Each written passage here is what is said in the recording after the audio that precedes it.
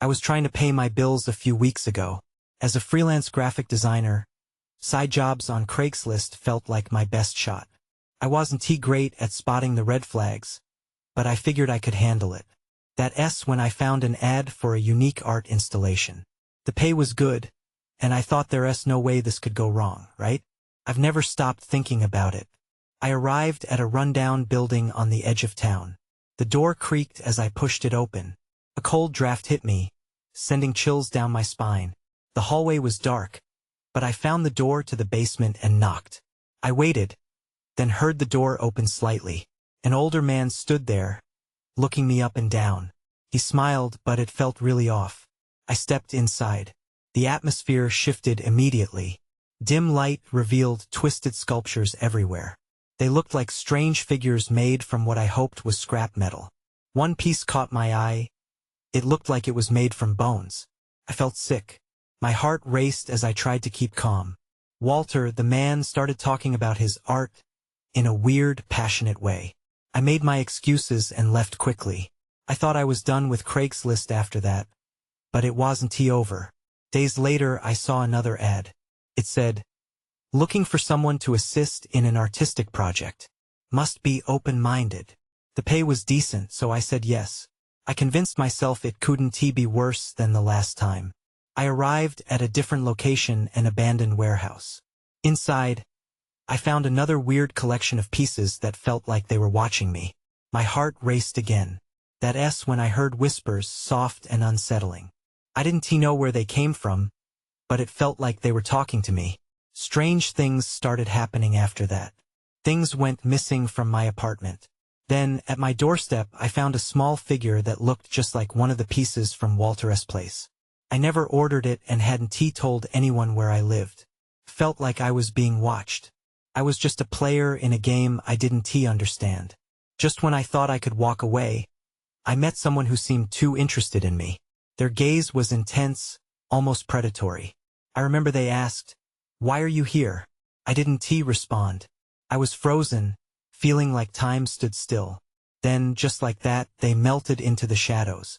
The line between real and paranoid started to blur. I felt like I was part of something darker and bigger than I could understand. I couldn't shake that unsettling feeling. I replayed those moments in my head. Now I keep my door locked tight. I can't go back to that world. I can't risk it. But maybe, just maybe, they're still out there waiting for me to make my next move. I spent the next few days in a haze. Each creak of my apartment felt like a reminder that I was in over my head. I couldn't escape the feeling that something was wrong, but I didn't know how to pinpoint it. I turned on all the lights and kept the blinds drawn, hoping to ward off whatever had been stalking me. One afternoon, I sat with my laptop, desperately searching for a distraction. I stumbled across a forum that discussed odd art projects and their creators. I hesitated at first, but my curiosity got the better of me. Maybe someone had shared experiences similar to mine. As I read through stories of strange encounters, my heart sank. There were discussions about a group that conducted underground art exhibitions, using societal outcasts as inspiration. Creators like Walter began to pop up in various posts. What really got my attention, though, were the names of the missing persons listed in the comments, a few connected directly to the art world. Artists who vanished after engaging with those unique installations. That night, sleep escaped me. The anxiety gnawed at me, and I picked at my fingernails until they bled. I tried to convince myself I was overreacting, but the more I thought about it, the heavier that feeling of dread became. Then everything changed. While I was clearing out my email, I noticed an unmarked message in my inbox. It had no subject and was blank except for a single sentence. "You have something that belongs to us." My throat went dry, and chills crawled up my spine. I clicked on the sender's name. It was a random account, but it felt familiar. I could swear I had seen it before, lurking in the shadows of my memory. I grabbed my phone and dialed my closest friend, Sarah. I needed someone to talk to who would ground me. As the phone rang, I paced around my apartment, feeling like a caged animal. Just then, I noticed a shadow move past my window. My heart raced. I pressed my face against the glass, but I saw nothing. "Hello?" Sarah's voice pulled me from my gaze. Hey, it's me. I know this sounds weird, but I'm really freaked out, I said, my voice wavering. I explained everything about Walter, the missing figurine, and now this email. She listened intently, but I could hear her concern grow. Maybe you should stop digging into stuff. It might be safer, she suggested. Maybe. But I can't shake the feeling that something's coming for me, I admitted. After hanging up, I felt even more uneasy. What if I was uncovering something that should remain buried? I approached my door, feeling the need to check the locks for the 100th time. When I saw it, something slipped beneath my door. I crouched down, my breath hitching. I slowly opened the door, half expecting to find someone on the other side. The hallway was empty. I bent down and reached for a small envelope that lay untouched on the mat. Fingers trembling, I opened it, and a single black and white photo slipped out. I gasped when I recognized the art piece in the image. It was the one I had seen in Walter's basement, the bone sculpture. But it was different. This one had a figure hovering behind it, vague and shadowy, like it was waiting. I read the message scrawled on the back. Join us, or they will find you. That prickling fear surged again. I needed to know who they were and what joining meant. But at that moment, my instincts screamed to run. I slammed the door shut and locked it, my heart pounding. I couldn't just stand there hiding. I needed a plan. My instincts urged me to pack a bag and leave. But where would I go? The thought hit me, the forum. There was a username I had noticed repeatedly, an individual named Spectra_77, whose posts were both cryptic and compelling. They seemed to know too much about the underground art scene and its eerie connections to the missing artists. I took a deep breath and opened my laptop. All I could think about was gathering as much information as possible before I made any rash decisions. I navigated back to the forum and searched for Spectra_77. My hands shook as I read through their threads. They mentioned a secret meeting happening that weekend, a gathering for those interested in the truth behind art. Felt like an invitation, but an invitation to what? My mind raced. What if I attended this meeting? Maybe I'd finally understand what I was dealing with. Maybe I could confront whoever was stalking me. As I clicked on a link within the post, my phone buzzed. It was a text from Sarah. Are you okay? You sounded really shaken. Please call me. I frowned at the screen. I wanted to respond, but deep down, I knew I couldn't talk to her about this. I was already pulling her into something dangerous. So I ignored the message and focused on the forum again. I needed to go. That night I didn't sleep. I spent hours preparing. I packed essentials. A flashlight, a small knife, and my phone. As dawn broke, I dressed in dark clothes, readying myself for the meeting. I glanced out my window to see if anything looked off, but the street was quiet. An hour later, I found myself in a dimly lit cafe near the location described on the forum. The air felt thick, as if it carried whispers of secrets. I chose a secluded table in the corner and waited, watching as one by one, people trickled in. Most were clad in black, their faces hidden behind hoods. Then I saw them, a figure slipping through the door, the same vague shadow I'd seen in the photograph. My pulse quickened.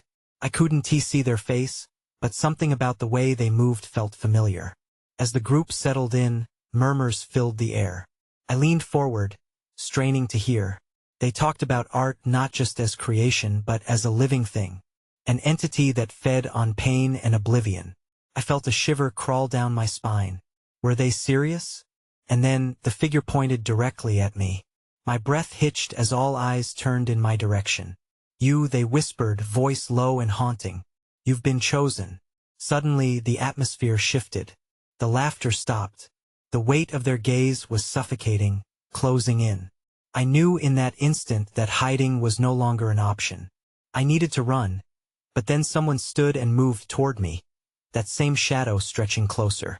Join us, they said, a chilling smile creeping across their face. I pushed my chair back and bolted toward the exit, panic fueling my every step. The door swung open, but just as I crossed the threshold, I felt a cold hand clasp my shoulder. Don't! A voice hissed behind me. When I realized whatever I was involved in was far deeper than I had ever imagined. and I had just stepped into a world where there was no turning back. I spun around to face the voice, adrenaline surging through me. The figure that had clutched my shoulder was not the hooded stranger but a young woman with wide, frantic eyes. "Please, you can't go out there," she said urgently, glancing back over her shoulder. "It's not safe."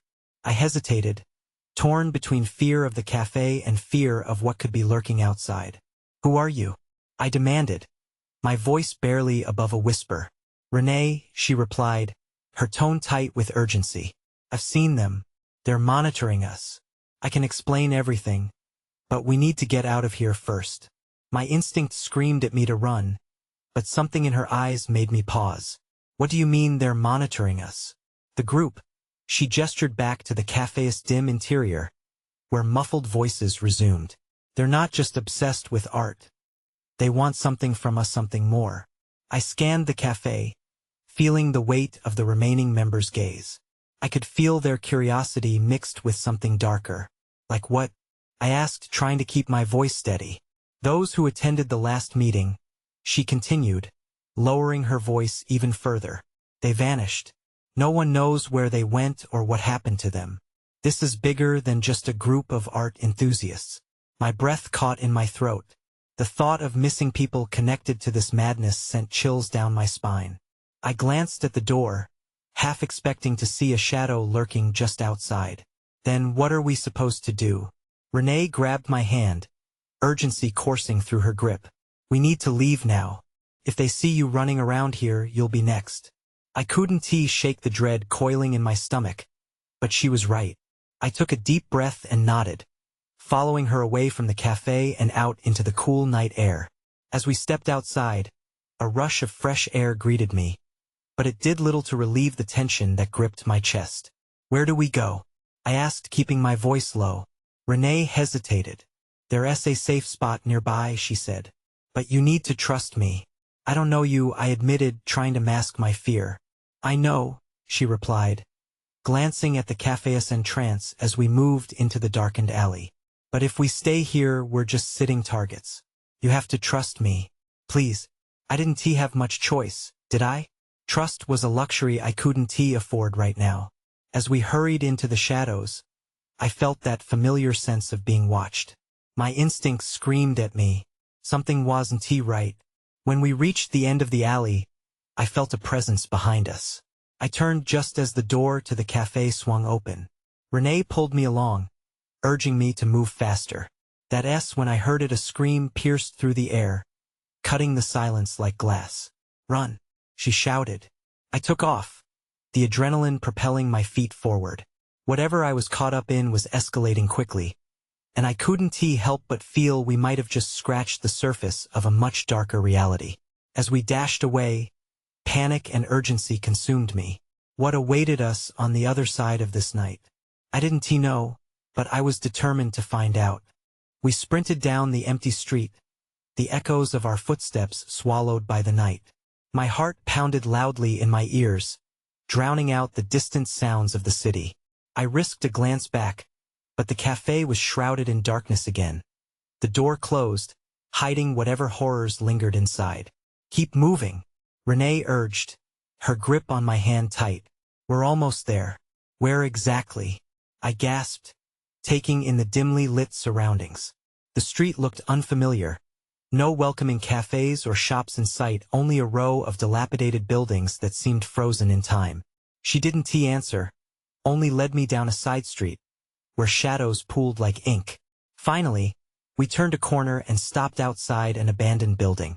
Renee pressed a finger to her lips, signaling for silence. I felt my stomach drop at the sight of it. The once bright facade was now covered in grime and graffiti, the windows boarded up. "Is this safe?" I whispered, searching her face for reassurance. "It's the best option we have," she insisted, her eyes darting around as if expecting someone to follow us. I hesitated but nodded, feeling the urgency of the moment. We slipped inside through a creaky door, trying to make as little noise as possible. The air was stale, and my nose crinkled from the musty smell. Inside, the building was dark, with only small streams of moonlight cutting through cracks in the walls. "Over here," Renee led me down a hallway that felt endless, the shadows shifting around us. Finally, we reached a room with a single window, long uncleaned and carrying the same eerie air as the rest of the building. We need to wait here until it's safe. What do you mean safe? I whispered, desperate for answers. Safe from them. They're bad news, trust me. They want to know we're here, not yet. Who are they? I pressed, needing to understand more about this nightmare. Renee pulled out her phone, the screen illuminating her face. They call themselves the Collectors. They've been targeting people who have something unique to offer, something they think they can use. Confusion mixed with fear. What do you mean? There's a reason why they're so interested in art. It's not about the craftsmanship, it's about the creators. They believe that if they can harness creative energy or something like that, they can manipulate it. Control it. Manipulate? Control? I shook my head, trying to process it. Exactly, she replied, her voice barely above a whisper. The ones who vanished, they found out too much. They didn't fit into their plans. I felt a cold chill creep up my spine. And us? Are we next? Before she could respond, a loud crash echoed from the building's entrance. My heart stopped as I instinctively moved closer to her, the darkened room suddenly feeling far too claustrophobic. Stay quiet, she warned, pressuring my shoulder gently. I could hear voices now, low and urgent, filtering through the air. They were here. Renee's eyes widened with fear as we held our breath, the weight of the moment nearly suffocating. Do you think they saw us? I asked, trying to keep my voice steady. I don't know, but we can't stay here, she replied, her eyes scanning the room as if searching for an escape. Just then, a silhouette passed the narrow beam of light shining through the cracks. I froze. Couldn't breathe. A question nagged at me, looming like a shadow. What if they find us? Renee looked at me, her expression hardening with resolve. Then we fight. But let us hope it doesn't come to that. And as those words hung in the air, I realized this night was far from over. The sound of footsteps grew louder, reverberating across the wooden floorboards of the dilapidated building. I dared not breathe, my heart racing as I imagined the faces of those pursuing us. Felt unreal, like I was caught in some terrifying movie. Renee crouched low, her eyes narrowed in focus. We need to find another way out, she whispered urgently, scanning the room once more.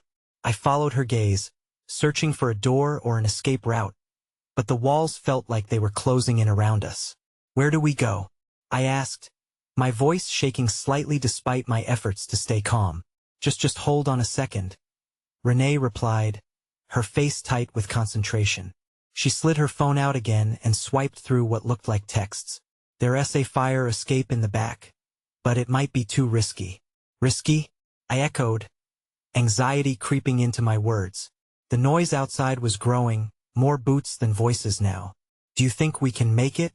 Renee's eyes flickered to the door, then back to me. We have to try. I want to let them take you if it comes to that. Suddenly, the silhouette moved closer, its shape becoming defined in the dim light as it crossed into our line of sight. A tall figure, dressed in dark clothes, standard collector attire, I supposed. Panic surged through me. Every instinct told me to run, but every inch of the room felt like a trap. Now, Renee hissed, yanking my arm as she dashed toward a panel of wood that appeared loose near the back wall. Without thinking, I followed her. We pushed through the panel, entering a cramped space behind it. I could barely fit, but the dark void felt safe at least for the moment. My eyes adjusted, and I saw that we were in a tiny storage area. Old crates lined the walls, and dust hung thick in the air. Just breathe, Renee urged, her voice trembling slightly. She peeked through a gap, her breath catching. They're right outside. I pressed my ear against the wall, heart pounding louder than ever. There was a voice now, deep and gravelly. They can't have gone far. They must be hiding in here somewhere. Look for what if they find us? I whispered, panic bubbling in my chest. They want tea. Just stay quiet, she replied, but I could see the uncertainty in her eyes. A moment later, a bright beam of light pierced the darkness as someone switched on a flashlight. I clenched my fists, feeling the urgency rise. Then, To my horror, I realized the truth. Renee, what if they're not just after us? What if they have something even worse in mind? Something bigger? She looked at me, and for the first time, fear flickered across her features. I don't want to think about that right now. Her words faded as another crash rang through the building. A shout followed, and suddenly chaos erupted outside. Someone yelled, "They went this way." Renee's eyes widened, and without thinking, she pulled me further back into our hiding space, pushing us against the wall. "Please, don't let them find us," I murmured, desperately hopeful. Just then, a loud bang echoed, and the entire structure shuddered. "Everything's about to change," she whispered, her eyes locking onto mine, filled with a mix of determination and dread. I gulped, my thoughts racing as the panic subsided for just a heartbeat. "Then we need to be ready." And at that moment, I realized whatever happened next would determine not just our fate, but possibly the fate of others too. The darkness enveloped us, a suffocating shroud that made time feel irrelevant. My eyes were fixated on Renee, whose own gaze was locked on the panel we'd just pushed through, as if it were the only thing holding us together. Suddenly, the flashlight beam swept across the room, flickering over the crates with an unsettling intensity. "I swear, they're in here." The voice was closer now, booming with certainty. Renee flinched, and I felt her grip tighten on my arm. "We have to stay quiet. Just a little longer," she whispered, her voice barely above a breath. I nodded, but the pounding in my chest threatened to drown out my resolve. The sound of footsteps grew louder, each one sending jolts of fear through me. Then, in a sudden moment of clarity, I recalled the messages on Renee's phone. "Did you see anything about why they want us?" I asked, forgetting the need for silence. Renee shook her head, her expression tense. "No, just that they were coming." It was so vague. "Vague how?" I pressed, voice low but rising with anxiety. "Something about securing the assets." I thought it was just about the collectibles. Assets? The word didn't sit well with me. My mind raced back, recalling snippets of the conversation I'd overheard between my parents. Something about being careful with what we trusted. What if it's not just the collectibles they want? "I don't know," Renee hissed, her expression darkening. At that moment, another jolt echoed through the building. A door crashed open, shaking the floor. The search had intensified. Then it hit me, an unsettling realization that sent a cold wave through my body. What if they're after us because of what we know? What if it can't be suddenly? The light passed just inches from our hiding place, illuminating the crates. A shadow loomed closer. I gasped, pressing my back harder against the wall. "Stay still," Renee whispered fiercely, just as the shadow neared our panel. The light flickered, revealing a tall figure, face obscured beneath a hood. My heart dropped as the figure scanned the room, his presence magnetic and threatening. "They're in here. I can feel it," he said, his voice low and menacing. The flashlight flicked around erratically as he continued, "You check that side. I'll take this." Adrenaline surged, and I couldn't stop my hands from shaking. "Renee, we need to move," I urged, desperation edging my voice. "Patience," she breathed, her eyes darting urgently. "Just wait for the right moment," but it was too late. With a crash, the figure kicked a crate hard enough to splinter the wood. Another figure emerged, joining him. "Search everything. They can't have gone far. We don't have time." My mind raced. "If they find us now, I know," Renee replied, breathless. "We'll jump out if we have to. Just be ready." The urgency in her voice ignited a new determination in me. I wouldn't let fear control us. We had to find a way out, and we had to do it now. Then a crack rattled through the silence. An unexpected sound, maybe a gunshot or a burst of energy, whatever it was. It broke the trance. "Did you hear that?" The first figure turned, distraction evident.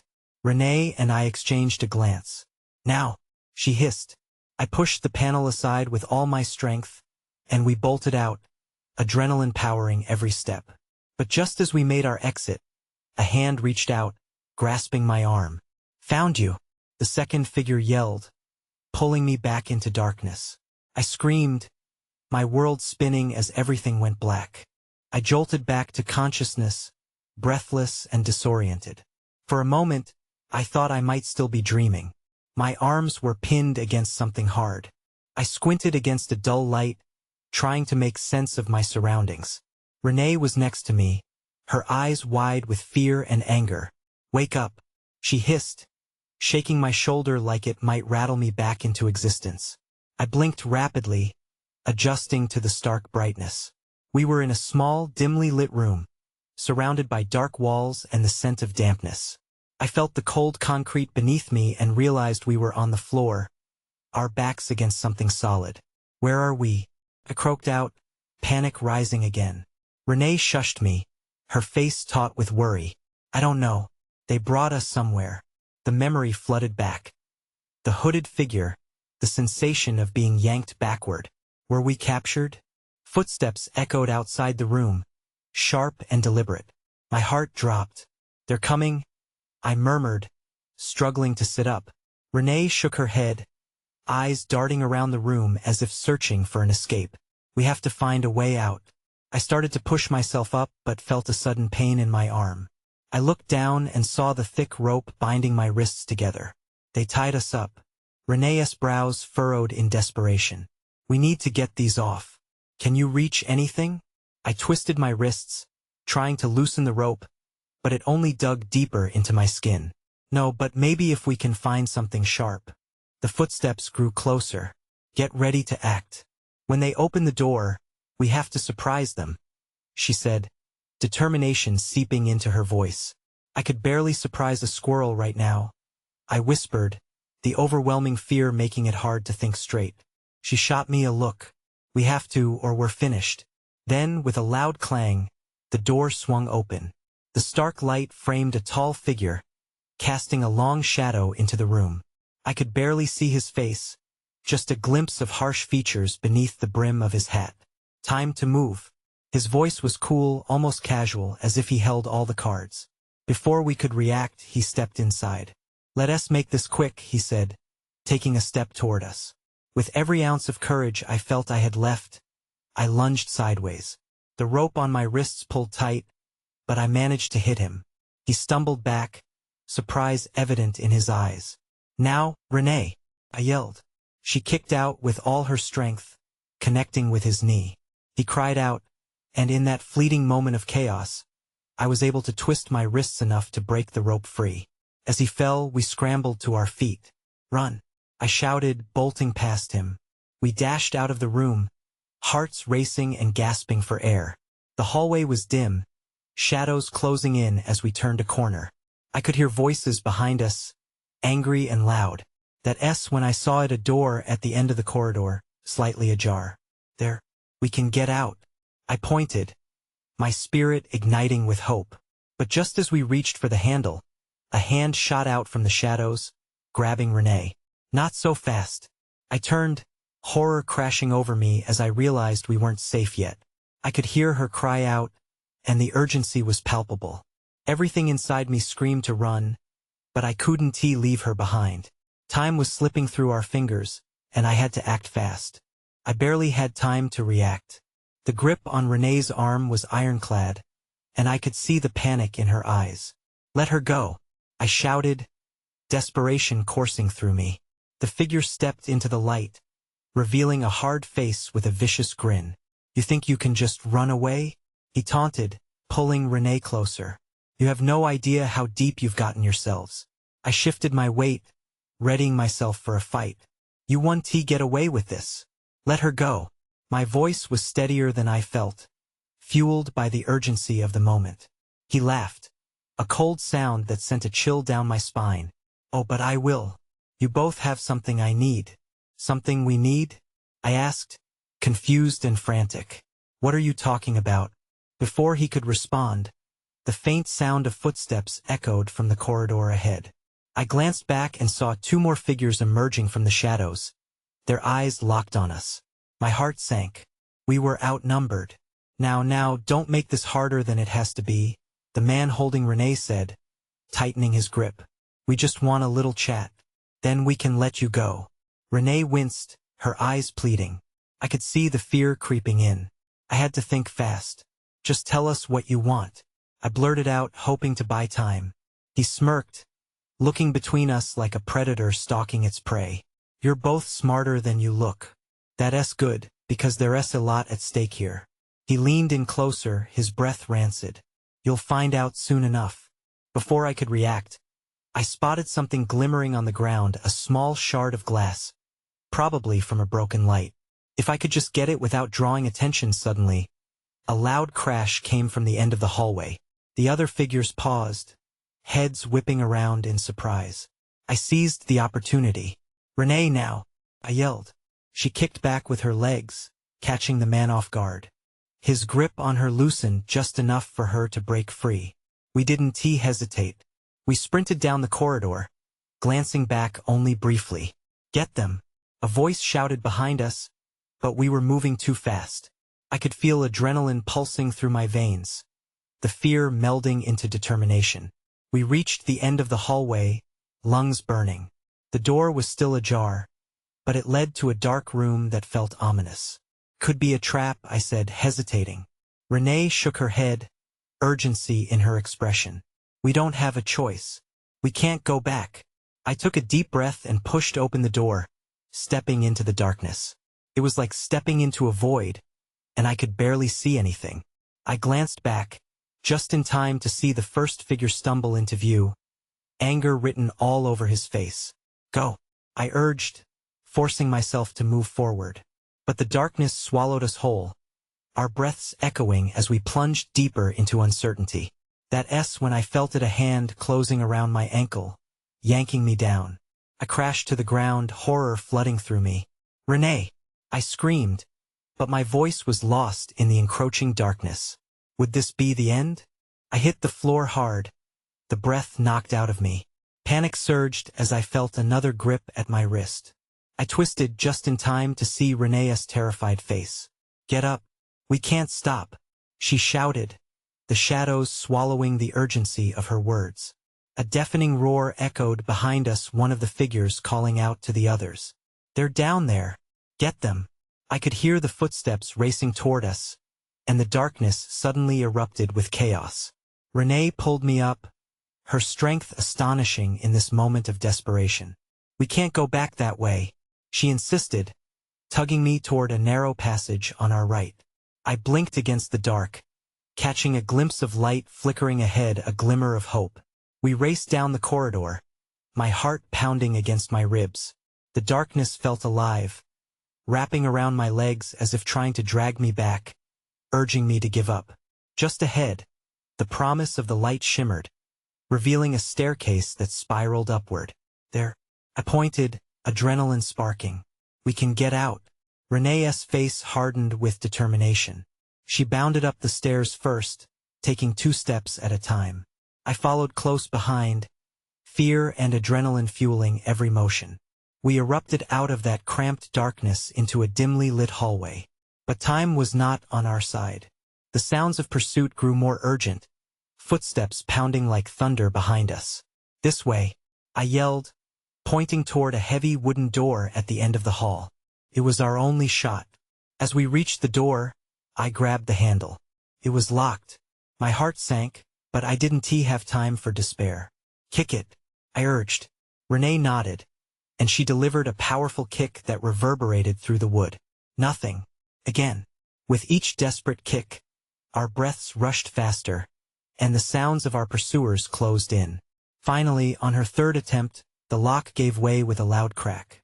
"Go," she shouted, pushing the door open and stumbling through.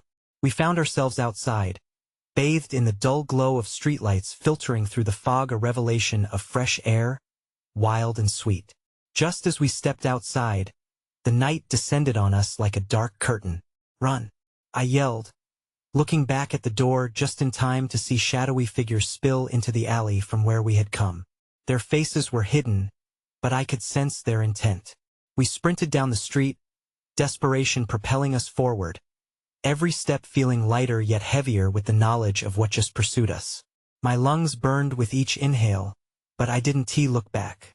Ahead, there was a glimmer of movement, a cab rolling down the road. "That's it," I pointed, our eyes locking in mutual understanding. Renee dashed forward, waving her arms frantically. Stop, please. The cab slowed, door swinging open, and we lunged inside, breathless and terrified.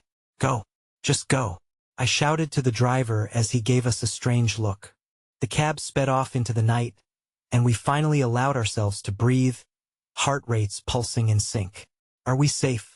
Renee gasped, trying to raise herself against the seat, searching for reassurance in my eyes. I turned back to look through the small rear window, watching the street behind us blur into darkness. For now, I murmured, grappling with both relief and uncertainty. As we settled in the back seat of the cab, I started mentally cataloging the night's events. Everything that had transpired, every insidious encounter. Could we really escape the grasp of the collectors? But as the cab carried us away, a growing unease knitted itself tighter in my gut. I couldn't shake the feeling that something was still watching from the shadows, invisible yet near. We have to be careful, I whispered, an undeniable truth settling over us like a heavy blanket. This isn't over. Not yet. Renee nodded, her brow furrowed, fear creeping into her expression. What do we do now? I don't know, I admitted, glancing again at the receding darkness. But we need to find answers before they find us again. As we drove into the night, I couldn't help thinking of the fragments of the truth that lay just beyond our grasp. How much of what we encountered was real, and how much was the product of a distorted world? A question hung in the air, unanswered. What did it all really mean? Would we discover the truth, or were we destined to remain lost in a spiral of madness, forever tied to those who took art to a darker place? And just like that, uncertainty loomed over me like an indelible shadow, whispering that somewhere in the depths of the night, the collectors were still pursuing, waiting for us to make our next move.